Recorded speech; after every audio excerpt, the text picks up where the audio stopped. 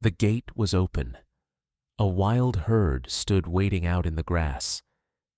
The baby elephant the rescue station had fought to keep alive had finally stepped forward, moving toward the world that was always meant to be his. But just when everyone believed the miracle had come, he turned around and ran back to an old man standing quietly behind the fence. What broke every heart was not that he feared the wild. It was that the only father he had ever known was still behind him. The western gate stood open by less than 2 feet, a narrow break in the fence where dry grass leaned inward and morning light spilled across the dirt. Beyond it, the floodplain stretched pale and gold beneath a low Botswana sky. 12 wild elephants waited in the distance, still as weathered stone, their shapes softened by heat already lifting off the ground. Inside the release paddock, the baby elephant had already crossed farther than anyone expected. Eli's small feet pressed dark half-moons into the dust, one step after another, slow and uncertain, but real. For the first time since he'd been brought to the rescue station, nothing stood between him and the world that had made him. No wall, no rail, no keeper's hand. He paused with his ears spread wide, catching what the humans could not. The breeze moved over the reeds.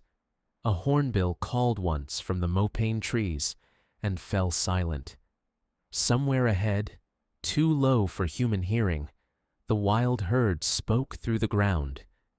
Eli felt it through the tender bottoms of his feet, a language older than fences, older than roads, older than every name men had given this place. From the observation platform, Noah Bennett lowered his binoculars and said nothing. Beside him, Dr. Hannah Cole kept her arms folded tight across her chest, the way she did when she did not trust herself to speak too soon. Maya Torres stood by the latch post, with tears already threatening, one hand over her mouth, as if even breathing too hard might pull the calf backward. Eli took another step, then another. He was no longer the weak little thing they had lifted out of a transport crate months earlier, skin cold and wrinkled, eyes half closed against the world. He had grown heavier, stronger, more opinionated. His trunk no longer dragged in confusion. His body had begun to remember something no human had taught it, and now every person watching felt the ache of that memory waking up. At the front of the wild herd stood an old matriarch Noah had identified only an hour earlier. Her left tusk curved slightly outward, and one ear carried a long, pale tear that made her easy to mark even at a distance. He had written her down in the field log as Nala. She had not advanced since dawn. She had not threatened, postured, or called. She had only waited, as though she understood the day belonged to the calf. Eli moved farther into the open. Dust lifted softly around his legs. For one suspended moment, it seemed the story had chosen its ending. A rescued calf would walk out. A wild family would receive him. The people at the station would stand back and let the land finish what they had started. It was the ending everyone had worked toward, and the one none of them were built to survive with grace. Then the smallest sound broke across the paddock. A rough cough. Human, brief, almost swallowed the instant it escaped. Most of the team barely noticed it. Eli did. His whole body changed in one heartbeat. His head came up hard. His ears shifted. The line of his back tightened.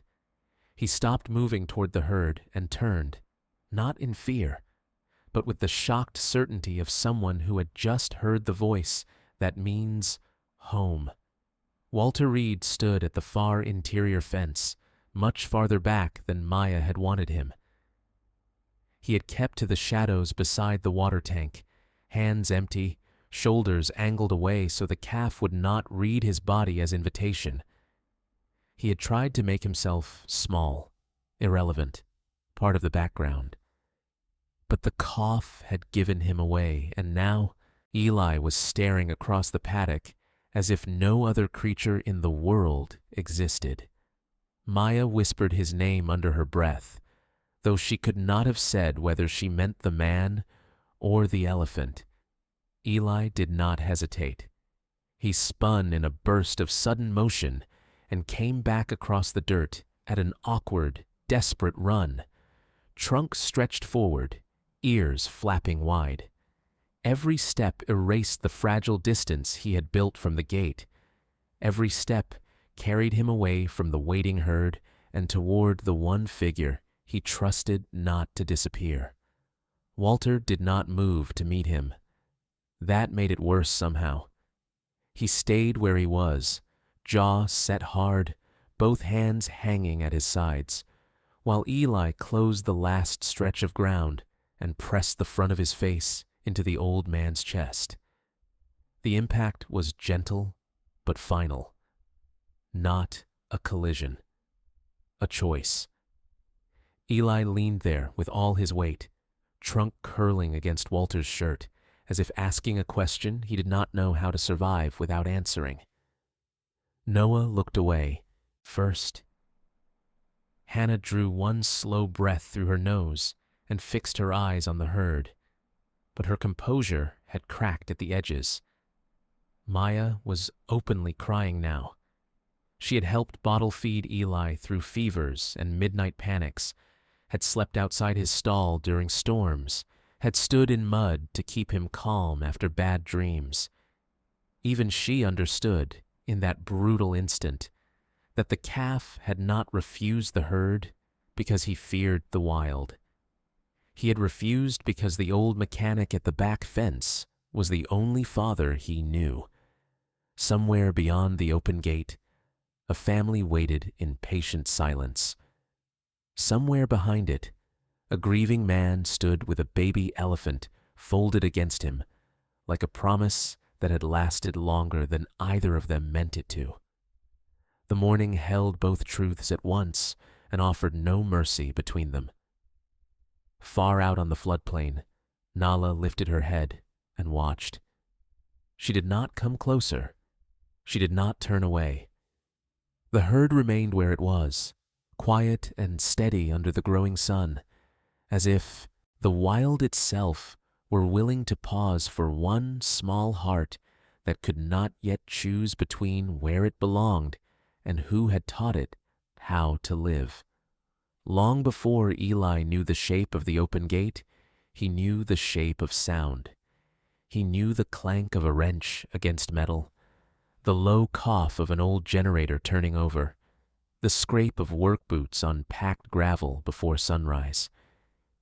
In the strange new world of fences and bottles and human hands, those sounds reached him before faces ever did, and somehow they frightened him less. The rescue station sat on the northern edge of the Okavango floodplain, where the mornings began cold and silver before the heat came on fast. Eli was too young to understand the place, but he learned its rhythm the way all young animals learn, by repetition. The same feed cart at dawn, the same water hose hissing at noon, the same distant engine from the maintenance shed before first light. Walter Reed belonged to that rhythm before he belonged to Eli. He was not a keeper, not a veterinarian, not one of the people who knelt in the straw and spoke softly to frightened calves. He fixed pumps, radios, truck belts, fence latches, fuel lines, whatever broke when the bush decided to remind people that nothing held together on its own for long. He moved like a man who expected machinery to disappoint him, and people to do the same. Eli noticed him first through a heat lamp haze in the recovery stall. The calf was still too weak then to lift his head for more than a few seconds at a time. His world came in fragments. The sting of dehydration under his skin, the ache in his belly, the scent of milk replacer, the pressure of blankets tucked around his body. And behind the glass, now and then, the tall outline of an older man checking a panel with grease on his hands. At that stage, Maya was the one who fed him. Hannah monitored his temperature, his stool, his hydration, his heart. A local handler named Ben Tao ground the formula and cleaned the stall and muttered patient little phrases in Setswana while he worked. But Walter kept appearing at the edge of things. Never in the center. Never asking to help. Just there, like a post sunk deep enough into the ground that no one thought to mention it. The first time Eli stood on his own legs, he nearly folded again in the same second. His knees shook so hard, his whole body trembled, and his trunk swung without aim, as if it belonged to some other creature and had been attached in a hurry. Maya steadied him at the shoulder. Ben was reaching for the rail. Hannah warned them not to crowd him. And from the open doorway came the familiar whistle of air escaping a tire valve Walter was patching outside. Eli froze, then steadied. It was small, almost nothing, and probably only Maya caught it in the moment. The calf's breathing eased. His ears, which had been pinned tight with strain, loosened a little. He stood for 3 more seconds before sinking back into the straw. "That's interesting," Maya said quietly. Hannah did not look up from her notes. "Everything is interesting when they survive," she answered, but she wrote it down anyway. Days passed, then weeks. Eli began to map the humans around him, not by their names, but by what each one carried into the space. Maya brought warmth and urgency. Hannah brought needles, medicine, and a calm so controlled it almost felt stern. Ben brought patience and the smell of grain dust. Walter brought stillness. That was the thing about him. Even when a machine rattled under his hands, he himself seemed to move inside a pocket of quiet. The calf started watching for him without understanding that he was doing it. If Walter crossed the yard carrying a toolbox, Eli's eyes tracked him until he disappeared behind the water tanks. If the old man's truck coughed to life near the fuel drums, the calf's trunk would lift before his breakfast bottle reached him. Once, during a bad windstorm, Eli panicked at the violent flap of loose tarp over the feed room and did not settle until Walter climbed up in the dark and tied it down. There was no grand moment when the bond announced itself. No single rescue, no dramatic collapse into waiting arms. It formed in the plainest possible way, which was likely why it went so deep. Walter was there at the same hours, in the same boots, carrying the same worn thermos, smelling of soap, dust, diesel, and cold morning air.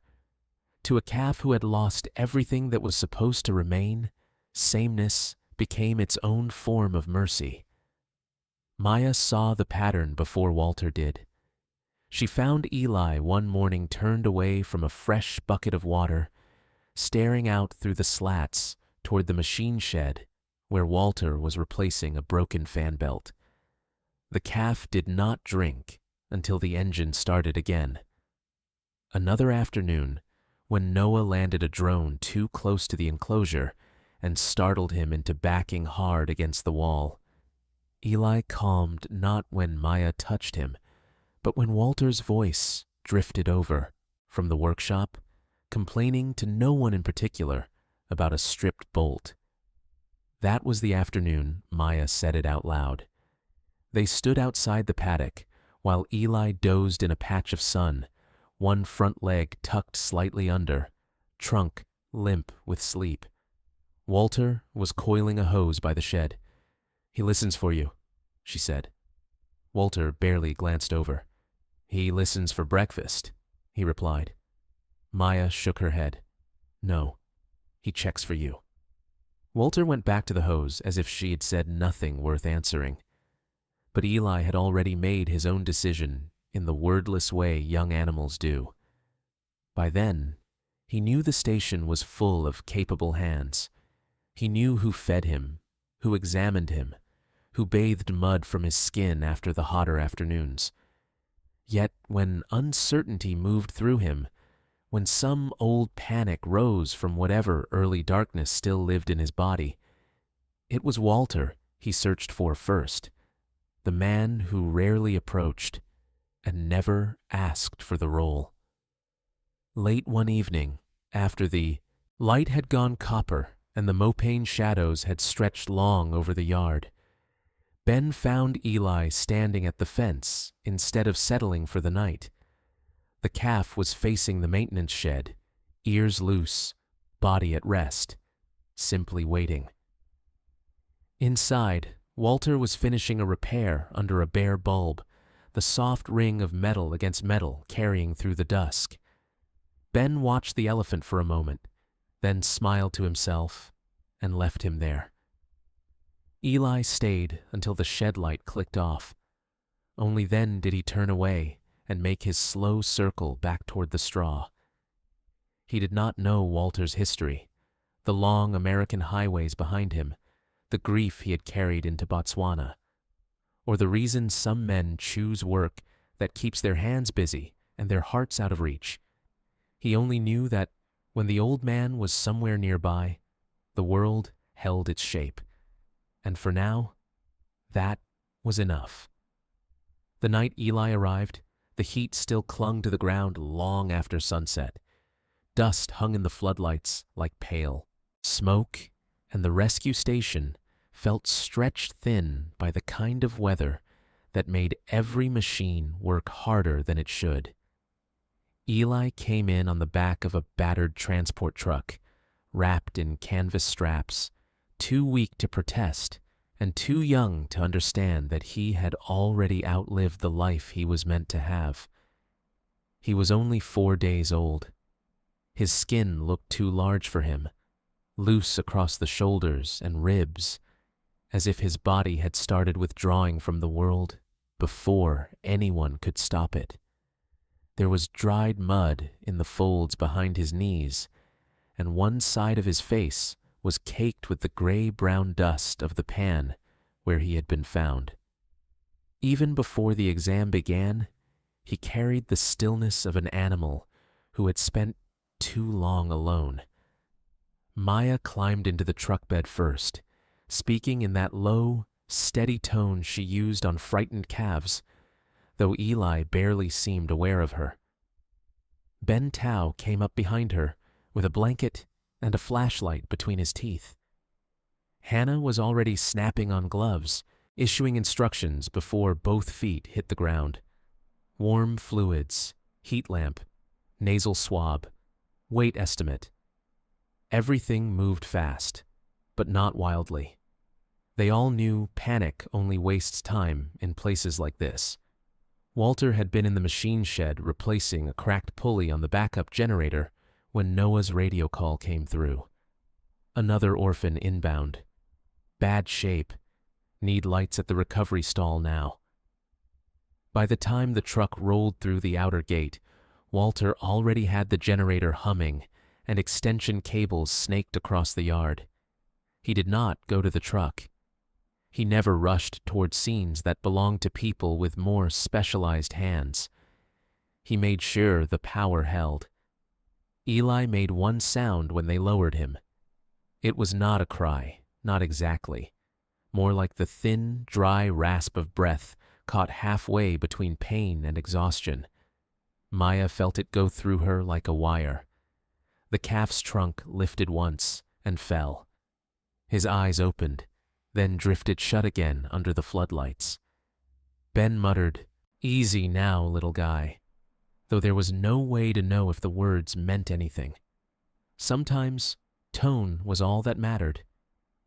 Inside the recovery stall, the world narrowed to heat, medicine, and touch. Hannah worked quickly, reading dehydration in the skin, weakness in the pulse, danger in the way Eli's head listed to one side when he tried to hold it up. There were shallow scrapes along his flank from the dry basin and a raw place near one ankle where wire had grazed him. Not trapped, not fully. Just enough contact with human cruelty to mark the beginning of his life. Noah stood in the doorway and gave the rest of it in pieces.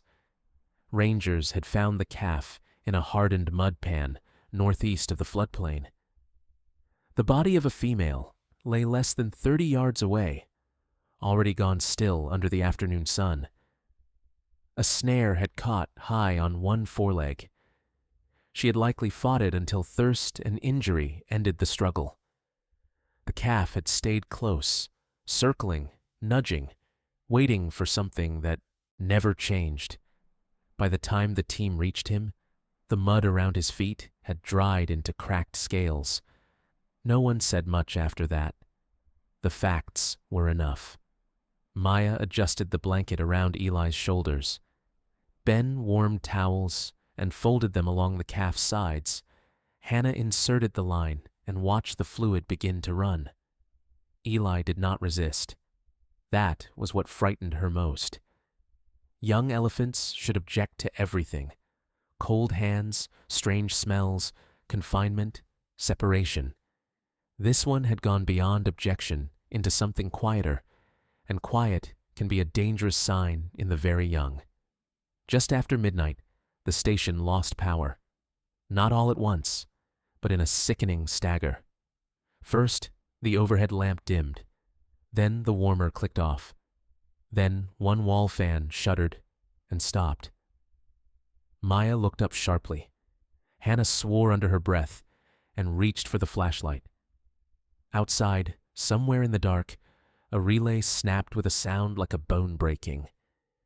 Eli flinched at the sudden change, his breathing turning thin and fast beneath the blanket. Walter was already moving before Noah reached the shed. A regulator had gone bad in the backup line, and the main unit was overheating under the strain. In the beam of his work light, the old man looked carved out of dust and concentration, jaw set, hands blackened with grease as he tore the panel open. Sweat ran down the sides of his neck, but nothing in him hurried past usefulness. He changed the part, reset the line, coaxed the machine back before the stall lost too much heat. Inside, Eli felt the darkness before he understood the light returning. The warmth had vanished too suddenly. The human voices had sharpened. Somewhere beyond the wall, metal rang against metal, steady and controlled, not frantic. Then came the rough churn of the generator catching again, the hum returning through the floorboards, the small mechanical heartbeat of the place reasserting itself. Eli's ears gave the faintest twitch. His breathing did not. Calm all at once, but it stopped climbing. Maya noticed. She noticed because she was exhausted enough to see anything unusual, and because by then she had already begun storing away details that might matter later. Eli remained weak, glassy-eyed, half lost in shock. Yet when the generator sound settled into its low, even rhythm, some minute tension left his body. One clenched muscle behind the shoulder let go. His trunk stopped searching. Hannah would have said it meant nothing on its own. Maya wasn't so sure. Near 2 a.m, Walter came to the stall door to ask if the line was holding. He stayed outside the threshold, one hand braced against the frame, careful not to crowd the work inside. Maya glanced up and saw Eli's eyes open a sliver. The calf did not turn toward her voice or Hannah's hands. He turned toward the doorway, toward the tall figure backlit by yellow shed light, toward the smell of cold air and diesel and soap brought in from the yard. It lasted only a second before Eli's eyes closed again. Walter gave a brief nod when Hannah told him the power was stable and disappeared back into the dark.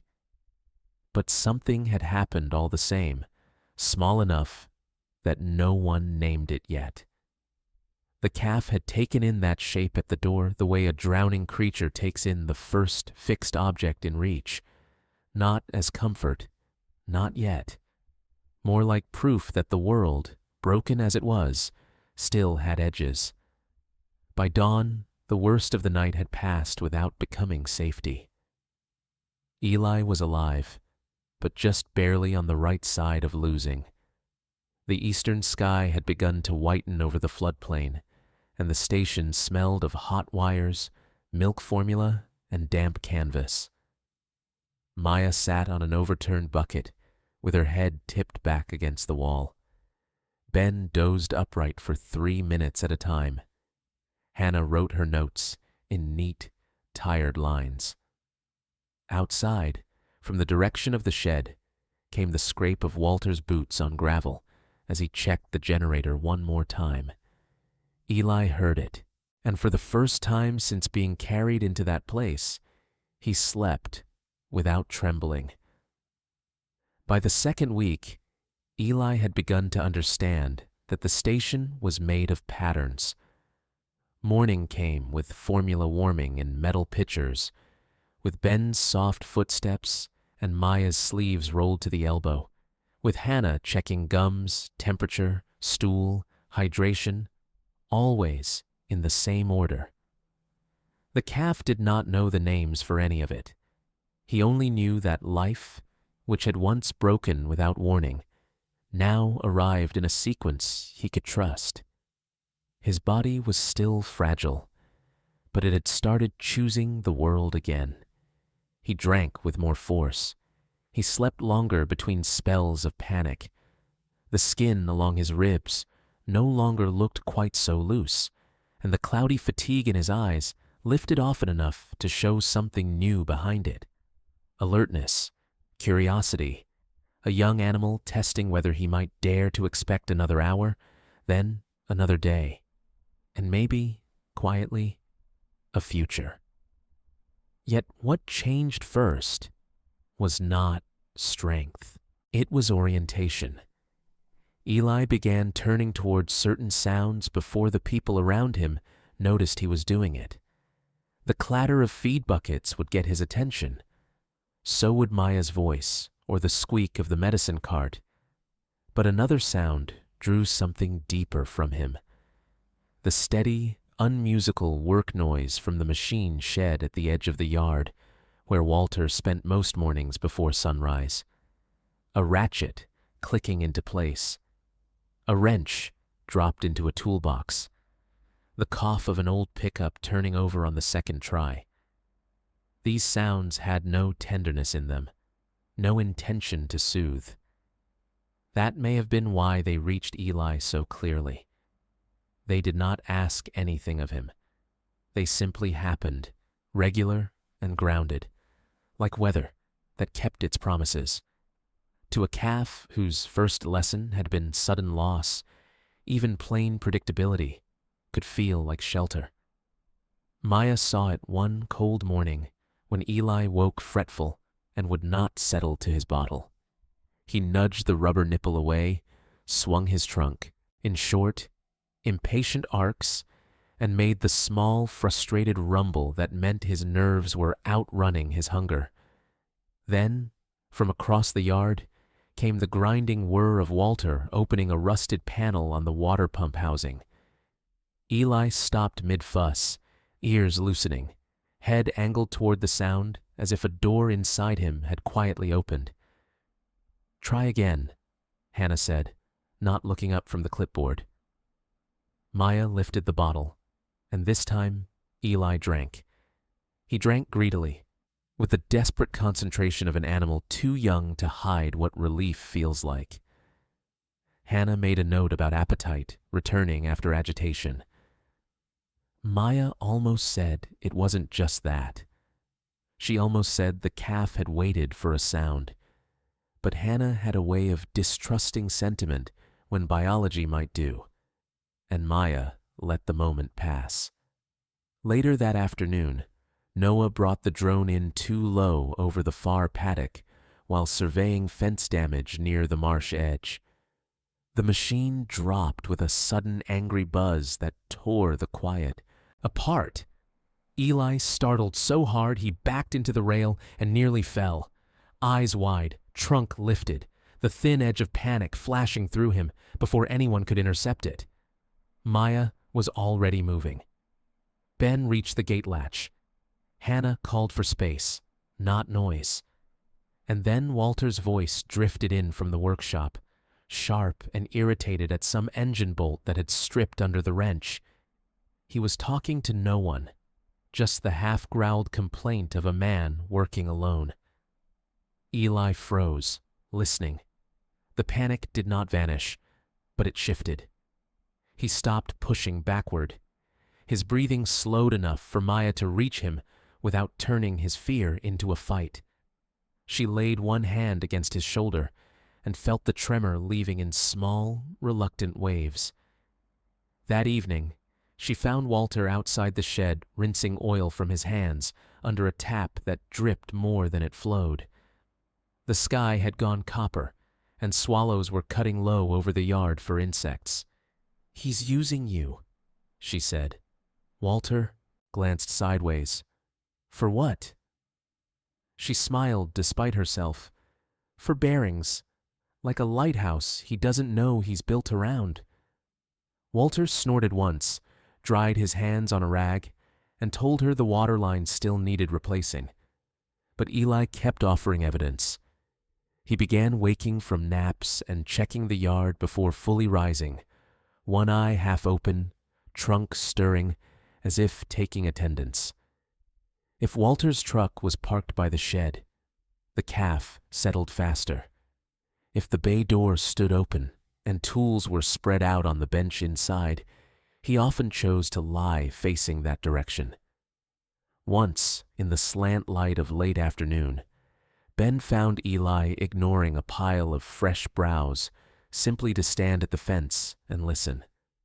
On other days, the attachment showed itself more plainly. A storm came through from the west, with hard gusts and dirty light, the kind that rattled sheet metal and made loose tarps crack like gunfire. Eli had never trusted wind. The first hard snap sent him circling the stall in clumsy distress, bumping the wall, rumbling under his breath, unable to decide whether to hide or flee. Maya tried talking him down. Ben dimmed the lamp. Nothing changed until the noise above the feed room stopped. Walter had climbed onto the roof in the storm and tied down a loose sheet of plastic that was slamming itself into panic. By the time he came down, shirt wet with dust and sweat, Eli was standing still again. Not calm, not exactly, but listening rather than unraveling. Walter passed the stall without entering, carrying the ladder back to the shed. The calf watched him go with a stillness too intent to be accidental. Even Hannah, who trusted data more than impressions, paused at that. She started marking the pattern more carefully after that. Distress episodes resolved faster when the maintenance yard was active. Feeding improved on mornings when Walter worked nearby. Exploratory behavior increased when the old man crossed the enclosure's line of sight. In the language of her profession, none of it meant fatherhood or love or home. It meant modulation of anxiety, response to environmental consistency, secure association with a non-handling human. The terms were clinical. The truth beneath them was not. Walter remained the last person to admit any of it. He still told people the calf was responding to routine, not to him. Still insisted Eli would have attached to any stable sound in the yard. Still kept to the edge of the enclosure, never stepping in unless Maya or Hannah asked for an extra set of hands. But his habits betrayed him. He timed repairs closer to feeding hours. He took coffee breaks where the calf could see him. He stopped slamming tool drawers shut. One long amber evening, after the heat had finally broken, Eli refused to lie down for the night. He stood near the far rail with his ears loose and his trunk resting against the wood, facing the machine shed as the station dimmed around him. Inside, Walter was finishing a repair beneath a single bare bulb. Each faint ring of metal carried through the dusk. Eli stayed there until the light clicked off and the sound stopped. Only then did he turn away. He made his slow circle back to the straw and lowered himself with an exhausted little sigh, legs folding awkwardly under a body still learning comfort. Outside, the yard settled into night. The floodplain cooled. Somewhere beyond the fence, something called once in the reeds, and then went silent. Eli closed his eyes, knowing only this. There was a man at the edge of his world who never asked to be needed, and somehow that was exactly why the calf trusted he would still be there when morning came. By the time the dry season tightened its grip on the floodplain, Eli was no longer small in the way people could pretend not to notice. His shoulders had widened, his stride had lengthened. When he crossed the paddock at speed, dust rose behind him with real weight in it. He still leaned into Maya's touch, still searched the yard for Walter, but the baby softness was beginning to leave him, and everyone at the station could feel time changing shape. Young elephants do not stay between worlds forever. Hannah knew that better than anyone, and she had started saying it aloud in the practical tone people use when they are trying to keep truth from turning sentimental. If Eli bonded only to the station, only to routine, only to the handful of humans who had stitched his first year back together, then they would not have saved him at all. They would only have delayed a different kind of loss. The first signs came quietly. Eli began pausing in the middle of his circuits for no visible reason. Ears spread, trunk lifted, weight shifted into the ground through the sensitive pads of his feet. He would stand there as if listening to a conversation that never reached human ears. Then he would move again, not startled, not distressed, simply changed for a moment by something beyond the fence line and beyond the range of the station's ordinary life. Noah Bennett noticed it too, because Noah noticed anything that belonged to the wider map. He had spent years tracking herds through the northern corridors with drones, collar pings, and field logs older than some of the younger staff. One hot afternoon, he came back from the western ridge with red dust on his boots and said a stable matriarchal herd had been moving along the seasonal water route 2 days farther north than expected. That got everybody's attention. A stable herd mattered. A matriarchal herd mattered even more. Bull groups could be rough, unpredictable, indifferent to a calf that did not yet understand rank, discipline, or the invisible rules of distance. A family group offered structure, protection, correction, and something closer to what Eli had lost before he had ever really known he possessed it. The problem was timing. Herds did not arrive because rescue stations were emotionally prepared for them. Noah spread his maps across the table in the dining hall that evening. Maya leaned over one shoulder. Hannah stood with both hands planted against the wood. Ben hovered at the edge, saying little. Walter remained by the doorway, with a coffee mug gone cold in his hand.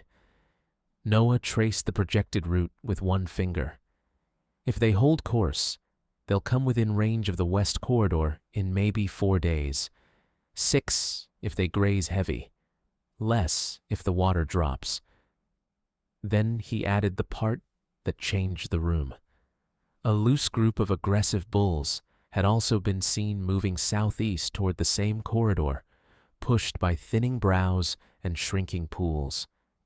If the family herd passed through first, Eli might have a real chance at gradual acceptance. If the bulls reached the corridor before or during any attempt, the release would be unsafe. The window was narrow. Maybe the narrowest chance the station had seen that season. Maya's first reaction was hope, so fierce it almost hurt. She could picture it too easily. The open gate, the waiting herd, Eli stepping into the kind of belonging no human could teach him. But the hope did not stay simple for long. She looked through the screen door toward the outer paddock, where the calf stood under the acacias with one forefoot bent, half dozing in the shade. She thought of his little habits, the way he checked for Walter before settling, the way he hated sudden emptiness. Walter said nothing while the others argued details: distance, staffing, observation points, sedation protocols that everyone knew they did not want to use unless something went badly wrong. He only looked at the route line on the map, then out at the dark yard where the machine shed stood in silhouette. Later, after the meeting had broken apart, Maya found him at the secondary gate with a wrench in his hand, tightening the hinge bolts on a door that already swung perfectly well.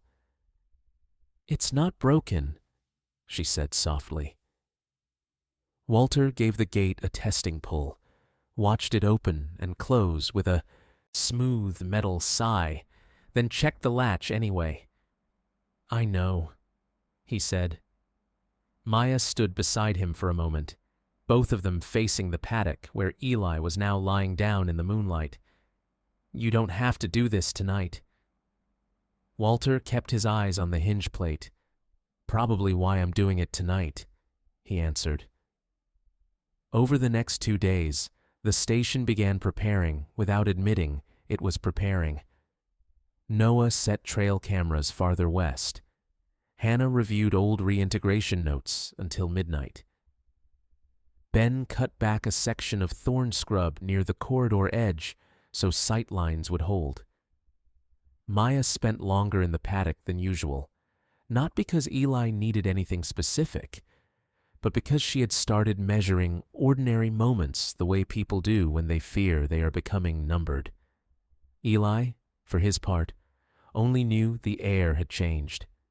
He was restless in a new way, not unhappy, not ill, just increasingly aware of distance. He spent more time near the western fence, testing scents, touching the dirt with the tip of his trunk, lifting his head at intervals as if something moved just below the edge of perception. Once, before dawn, Walter found him standing completely still in the blue-gray light, facing west, with his ears wide and his whole body listening.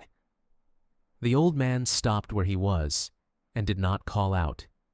The calf remained that way for nearly a full minute, then turned at last and came toward him with the familiar soft confidence of an animal that still expected one world to answer before another.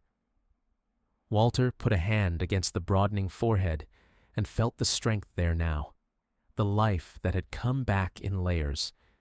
It should have comforted him. Instead, it sharpened the truth he had been postponing. That afternoon, Hannah wrote in Eli's file that his behavior suggested readiness for first contact conditions if an appropriate herd presented itself. She used the language of her field: social responsiveness, increased environmental attention, reduced human dependency in certain contexts. The words were clean, almost elegant. None of them captured the more difficult fact that every sign of Eli's readiness was also a sign that the station was running out of time to remain the center of his life. Near sunset, Noah's radio crackled from the ridge. The family herd had shifted west sooner than expected. They were moving with purpose now, not drifting, and if they continued overnight, they could reach acoustic range by morning after next. Maya looked toward the paddock. Hannah closed her notebook. Ben exhaled through his nose and stared at the dust. Walter stood very still beside the water tank, as if even movement might disturb whatever fragile line was drawing nearer. Eli lifted his head at that exact moment, though there had been no sound any human present could identify. He turned slowly toward the horizon, trunk raised, body balanced between curiosity and memory. The light was draining out of the day, leaving the floodplain bronze and quiet. Beyond the fence, beyond the reeds, beyond every repair Walter had made to keep one small life steady, something out in the world was beginning to call the calf by a name no person had ever given him. The first release attempt began under a sky so clear it made everything feel overly visible, as if the day itself were watching. Before sunrise, Noah was already out on the western ridge with binoculars and a radio. Hannah checked the paddock line twice, then checked it again. Maya moved through the morning chores with careful hands that looked steady only because she would not let them be anything else. Eli sensed the difference long before anyone opened the gate. The station had its normal sounds, but the spaces between them felt wrong. People spoke less. Doors closed more softly. Even Ben, who usually hummed while he worked, had gone quiet. The calf made his early circuit with unusual focus, trunk lifted more often than usual, ears shifting toward the western boundary again and again, as though some thread inside him had already been pulled taut. Walter stayed farther back than anyone liked. That had been Hannah's recommendation, and for once, Maya agreed with her completely. If Eli was going to step toward the wild herd on his own terms, then the old man could not be the brightest point in the paddock. Walter accepted that without argument, which somehow made it worse. He stood near the interior fence, beside the rusted water tank, hands empty, body angled away, trying to look like part of the landscape. At 8:17, Noah's voice came over the radio from the ridge. Visual on the herd. No one answered right away. They all turned instead. Through the break in the trees, shapes began to gather in the distance.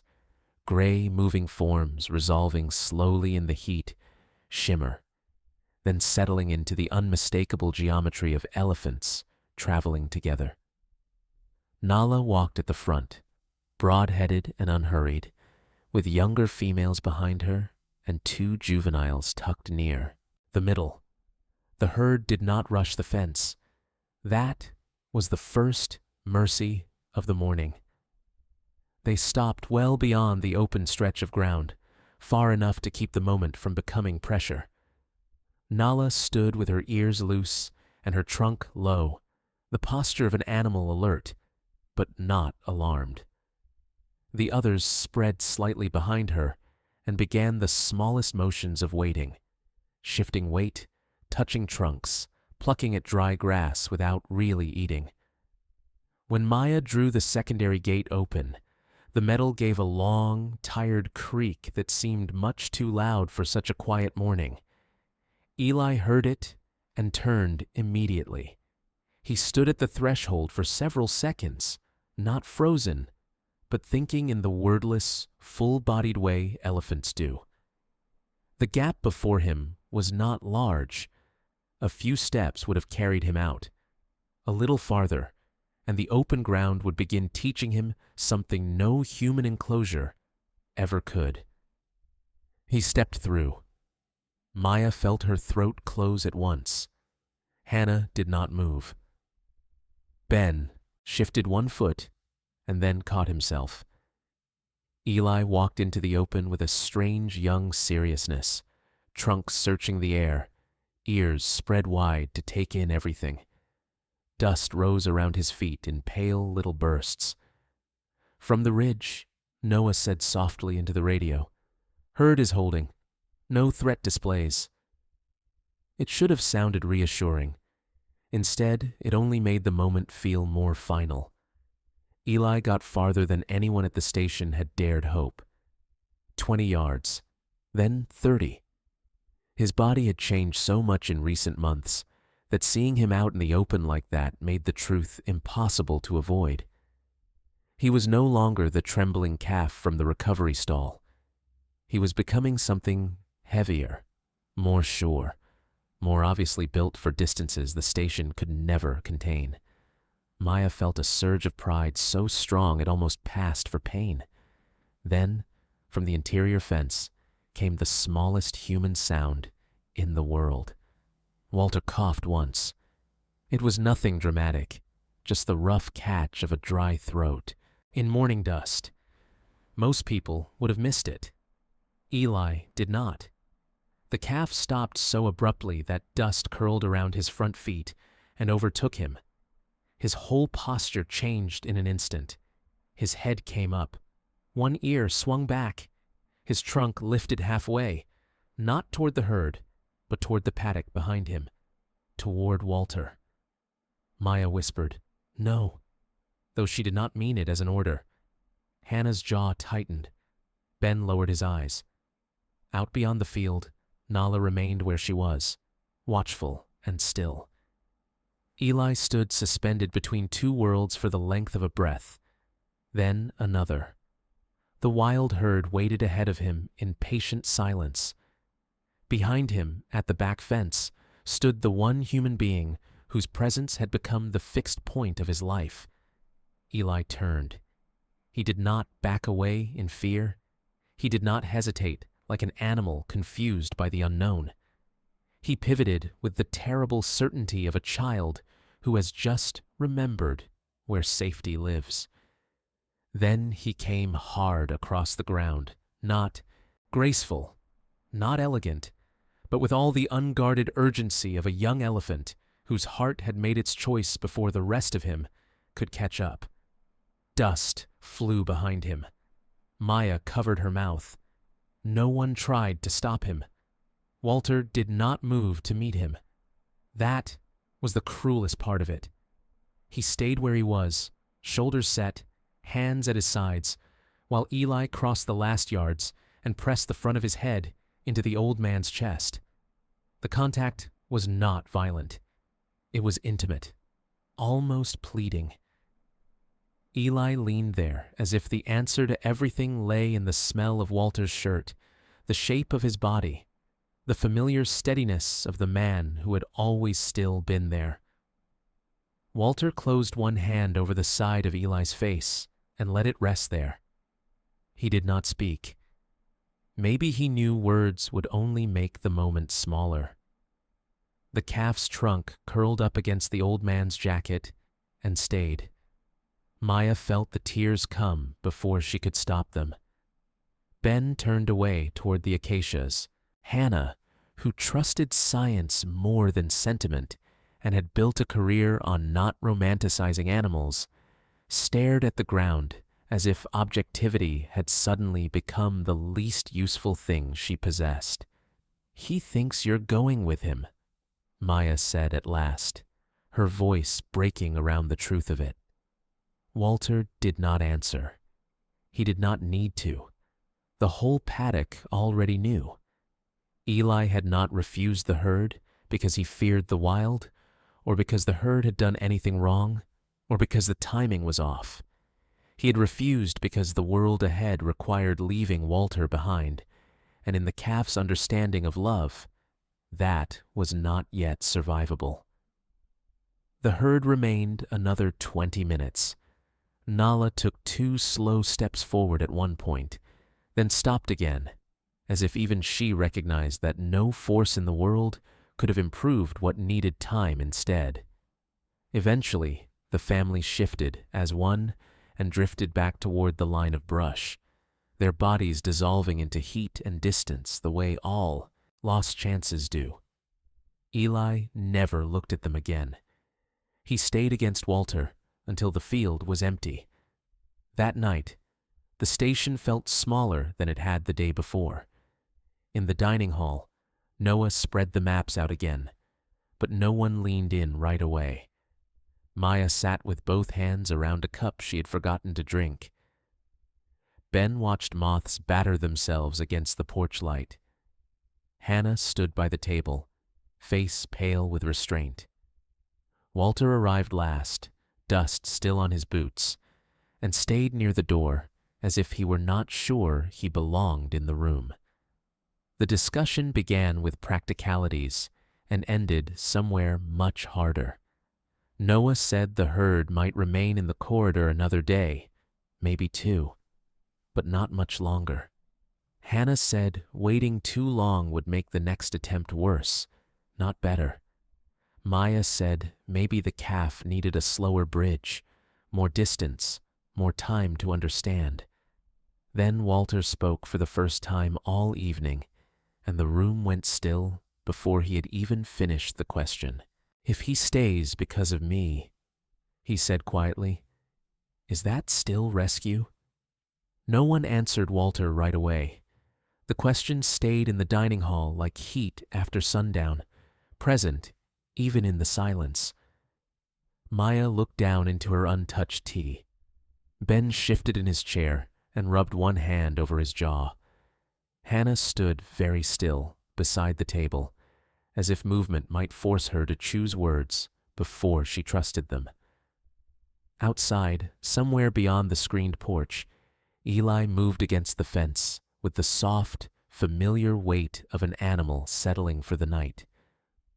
Noah was the first to sit back down. He pulled the field laptop toward him and opened the old tracking files with the weary focus of a man who had spent enough years in the bush to know that answers usually arrived disguised as details. Nala's name was not new to the records. Her herd had been logged across 3 dry seasons, 2 flood cycles, and 1 severe brushfire year. He began scrolling through archived notes while the others watched in silence. At first, it looked like ordinary data. Movement routes, watering points, group size over time, calf counts, minor injuries, behavioral notes entered by different teams in different styles across several years. Then Noah stopped scrolling. He leaned closer to the screen. One entry from the previous late dry season had been marked with unusual detail. Female calf missing after lion disturbance near a shrinking marsh edge. Presumed dead. Herd slowed for 3 days afterward. Matriarch remained in area longer than expected. Maya came around the table before she realized she had moved. How old was the calf? Noah clicked into the attached observation log. About Eli's age now, he said. Maybe a little younger. There was a grainy, still image from a long-lens camera trap. Nala at the front of the herd, one half-grown female at her shoulder, and at the edge of the frame, a smaller body blurred by motion. The next set of images, days later, no longer included it. The room changed around that discovery. It did not become hopeful exactly. It became deeper and more difficult. Until then, the wild herd had been an opportunity, a biological solution, a necessary bridge back to the life Eli was built for. Now it became something else as well. Nala was not simply a matriarch pausing near a rehabilitation corridor. She was a mother who had once walked away from a place with one shape missing from the middle of her family. Hannah was the one who said what everyone else was already thinking. "We can't turn this into a human story," she said, but her voice lacked its usual firmness. "We don't know what Nala understands in the way we mean understanding." Noah nodded, though he did not look away from the screen. "No," he said, "but we do know she stayed, longer than baseline. We know she held the herd in place yesterday when most groups would have moved on, and we know she came without threat." Maya sat back down slowly. All at once, the image of that morning looked different in her mind. Nala waiting, Nala not pressing, Nala remaining steady even after Eli had run back across the field. It had felt patient before. Now it felt almost tender, though Maya knew better than to say that aloud in front of Hannah. Still, something in her chest tightened with the thought that there might be an emptiness beyond the gate, answering the emptiness inside the calf. Walter had not moved since Noah found the record. He stood near the doorway, one hand resting against the frame, gaze fixed not on the laptop, but somewhere past it, as if seeing the herd out on the corridor again under the white morning sun. Eli had chosen him. That truth remained. But now there was another truth beside it. The calf was not being called into a blank wilderness. He was being waited for by a family with a space in it, and by a matriarch who might know something about absence. After the meeting broke apart, Walter did not go back to his cabin. Maya found him in the machine shed under the bare work light, sitting on an overturned crate with an old tractor part in his lap that clearly did not need repairing. Eli was visible through the open shed door, a gray shape near the west side of the paddock, facing outward again. "Noah thinks they'll still be there at first light," Maya said softly. Walter gave a single nod without looking up. For a while they listened to the ordinary sounds of the station settling down. Ben locking the feed room, a chain clinking against a post, night insects building their steady chorus in the grass. Finally, Maya said, "If Nala lost one too, maybe that matters." Walter turned the part in his hands once, slowly. "It matters," he said. "That's the problem." She understood him at once. It would have been easier if the herd had felt distant, indifferent, merely necessary. Harder, somehow, that it might also be kind. Before dawn the next morning, Walter was already awake. The eastern sky had not yet begun to pale, and the floodplain lay in that strange hour when everything feels suspended between shape and shadow. He did not go first to the paddock. Instead, he walked straight to the far vehicle shed, where the oldest station tractor sat under a canvas cover, the one with the bad ignition and the stubborn engine that coughed like gravel before it agreed to run. He checked the fuel line by flashlight, tightened a clamp that did not really need tightening, then climbed into the seat. When the engine finally turned over, it did so with a loud, rattling growl that rolled across the station yard and bounced off the storage tanks.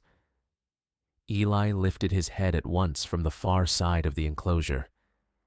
Maya, stepping out of the feed room with an armful of bottles, froze when she heard the tractor and looked toward Walter in sudden understanding.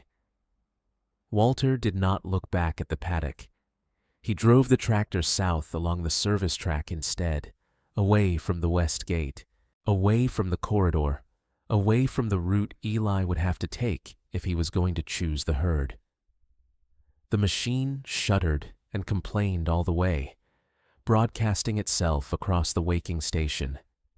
Every familiar sound Eli had come to associate with the old man, engine noise, metal rattle, the whole rough language of Walter's presence, was being carried deliberately out of the calf's path. Hannah met Maya at the paddock fence a few minutes later and followed the disappearing tractor with narrowed eyes. "He's removing his signal?" she said. Maya swallowed hard and nodded. That was exactly what he was doing. Walter had realized something terrible and precise. Eli did not just look for him with his eyes. He looked for him with his whole body, through sound, habit, direction, expectation. If the calf was ever going to step fully into the wild herd, Walter could not remain the loudest certainty behind him. By sunrise, Noah's radio confirmed the herd was still there. "Nalai and the others had held near the corridor through the night, grazing slowly, not drifting farther north as they easily could have.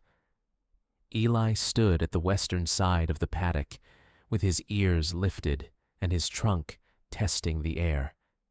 He seemed unsettled, but not panicked. He could not hear the tractor anymore.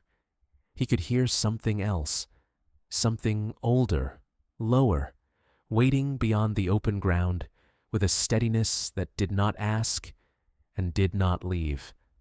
Maya watched the calf and felt the ache of the thing clearly now. Yesterday, he had run back because love, in his mind, still had a single shape.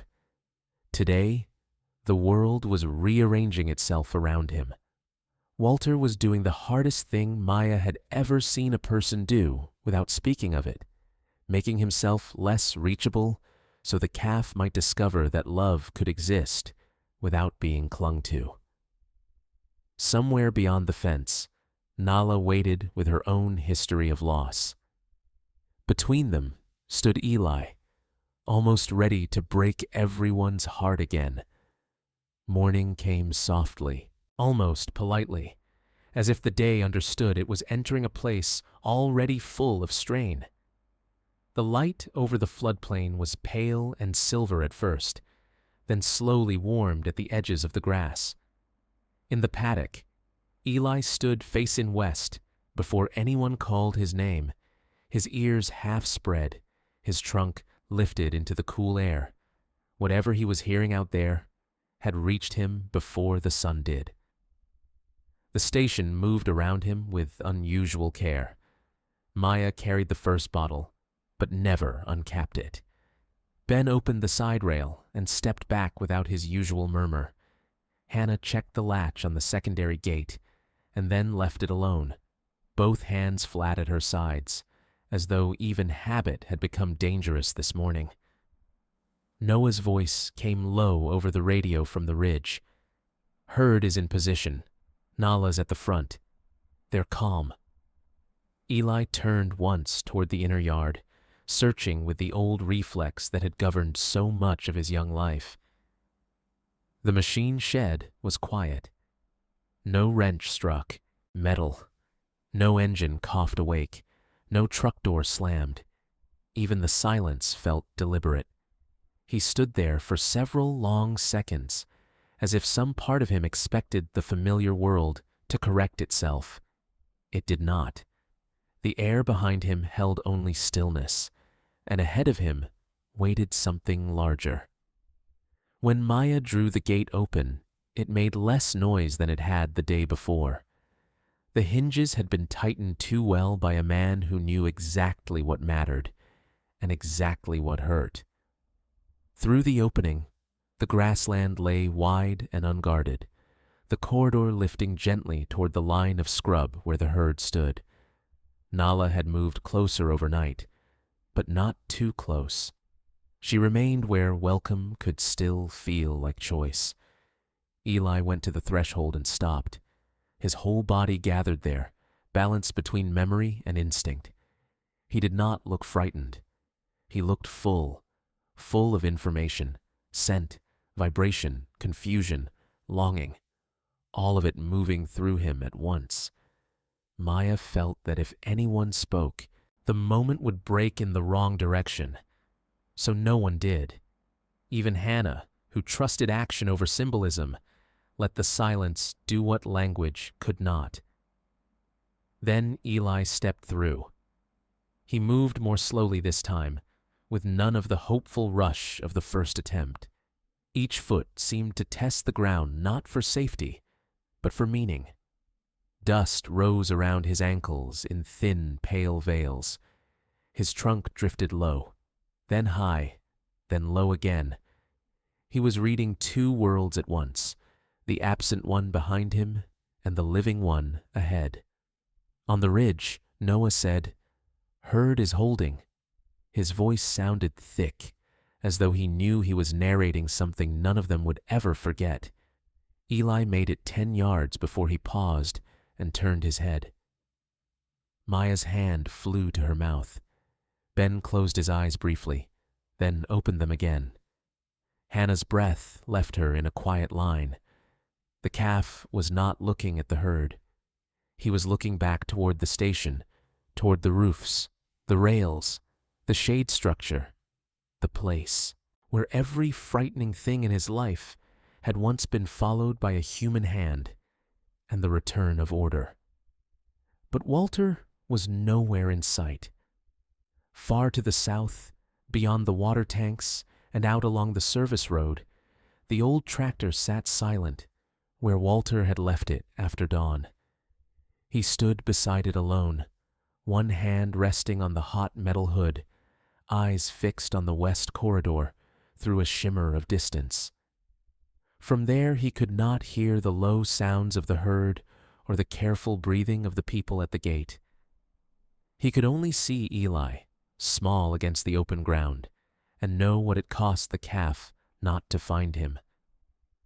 Eli stood facing the station for so long that time seemed to pull thin around him. Then, very slowly, he turned back toward the herd. Nala took 3 steps forward and stopped. She did not crowd him. She did not call him in. She simply made herself available in the quiet, ancient way that wild animals offer room without surrendering dignity. The younger females shifted behind her, creating a loose opening near the middle of the group, a space not empty, but waiting. The calf walked toward it. At first, his pace was uneven, almost hesitant, as though he expected his own courage to fail halfway there. But the closer he came, the more his body changed. Something in his stride began to lengthen. Something in the set of his head settled. When he reached Nala, he stopped only once, and the matriarch extended her trunk with grave, deliberate care. She traced the air around his face before touching him, as if reading not just who he was, but what he had survived. Maya cried then, not the sharp crying of panic or relief, but the helpless kind that comes when a thing is both beautiful and too late to stop. Nala's trunk moved over Eli's cheeks, his brow, the side of his neck. Behind her, one of the younger cows stepped closer, then another. No one trapped him. No one hemmed him in. They only widened the shape of the herd until it included him. Eli stood inside that widening circle, still, listening, letting the world change around him. Then the herd began to move. It happened almost imperceptibly at first. A shift of weight, a turn of bodies, a line of motion taking hold from the front and passing back through the family, like wind through tall grass. Nala turned northeast. The others followed. Eli hesitated for the space of a single heartbeat, and Maya thought wildly that he might still break away and run back. Instead, he stepped in with them, not gracefully, not yet with confidence, but with the awkward sincerity of someone learning a language by joining the sentence. Halfway across the corridor, he looked back one final time. The station lay behind him in the full light now. Fences, roofs, tanks, the paddock rail, all of it ordinary, and all of it changed forever. He did not turn around. He did not slow enough to lose the herd. He only looked, as though fixing the place inside himself, before allowing distance to do what distance always does. Then he faced forward again and kept walking. That was the moment Maya understood he was not leaving because he loved them less. He was leaving because he finally could. Walter kept his eyes on the herd until the heat shimmer swallowed detail and turned movement into suggestion. He saw Nala at the front. He saw the younger cows close ranks. He saw Eli in the middle, still a fraction out of rhythm but trying, and that was somehow the part that hurt most. The calf did not belong there by memory yet. He belonged there by effort. Walter bowed his head once, briefly, as if in respect to something too large to argue with. By afternoon, the floodplain looked almost unchanged. The station buildings still stood in their neat, practical row. The machine shed still held the tools Walter had left on the bench. Eli's sleeping hollow near the fence remained pressed into the dirt, and one short length of torn browse lay where he had dropped it the day before. But absence had entered the place, completely.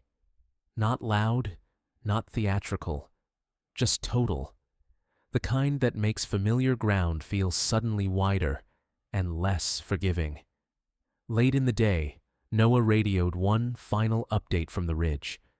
The herd had crossed the northern rise and continued along the seasonal corridor without stopping. Group count, 13. Healthy spacing, no sign of rejection. Maya took the call with both hands wrapped around the handset. Hannah stood beside her and stared west without speaking. Ben removed his hat and held it against his thigh. None of them smiled. This was never the kind of victory that looked like joy up close. Out beyond the station, past the reeds and the low acacias, the herd moved into the long bronze light of afternoon. Nala led. Around her, the family kept its patient shape.